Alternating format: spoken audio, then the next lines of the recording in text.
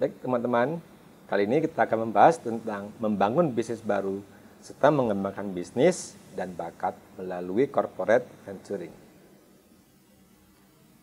Oke, kita akan membahas tentang proses dan tahapan dalam menciptakan usaha baru. Yang pertama, itu menilai peluang untuk menghasilkan usaha baru, mengevaluasi dan menyempurnakan konsep bisnis. Tahap selanjutnya yaitu mengembangkan rencana bisnis dan menentukan struktur usaha. Selanjutnya, masuk ke dalam tahap memperoleh sumber daya dan pendanaan, termasuk dukungan ahli dan kemitraan potensial. Terakhir, yaitu pertumbuhan dan keberhasilan usaha membuat dan mengekstrak nilai dari bisnis.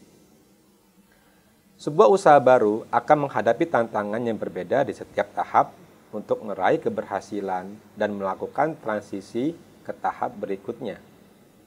Bisa disebut oleh para peneliti yaitu titik-titik kritis. Hasil penelitian mengkonfirmasi bahwa kemampuan untuk mengenali dan menilai peluang merupakan penentu keberhasilan usaha. Sumber ide yang biasa digunakan untuk usaha baru meliputi 1. Perluasan adaptasi produk dan layanan. Kedua, penerapan produk atau layanan di segmen yang berbeda atau membuat segmen baru dengan titik harga yang berbeda. Ketiga, yaitu menambah nilai ke produk atau layanan yang ada. Terakhir, mengembangkan produk atau layanan yang baru. Ada beberapa faktor yang paling mendasar dari peluang untuk usaha baru. Yang pertama adalah faktor ekonomi, kedua perkembangan ekonomi, ketiga adalah tren demografis, terakhir adalah perubahan peraturan. Dalam memulai usaha, ada beberapa pihak yang dapat kita manfaatkan untuk memperoleh pendanaan. Itu dari diri kita sendiri, kedua, keluarga atau teman, terus adanya business angel, adanya crowdfunding, terus kita bisa mendapat dari skema pemerintahan atau melalui pinjaman bank. Sedikit saya akan membahas apa itu. Business angel adalah seseorang atau instansi yang ingin menyalurkan investasinya untuk bidang tertentu.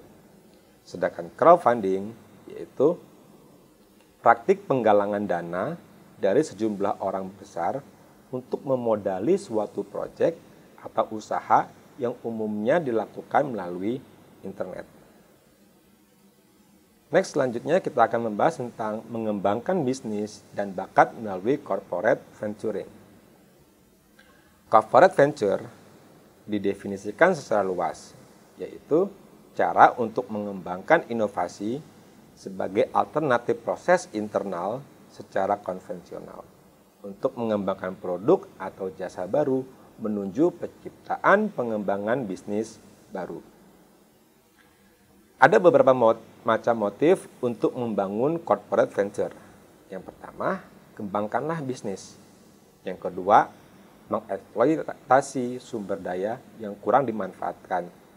Ketiga, memasukkan tekanan pada supplier internal. Keempat, melepaskan kegiatan non-inti. Kelima, memuaskan ambisi manajer.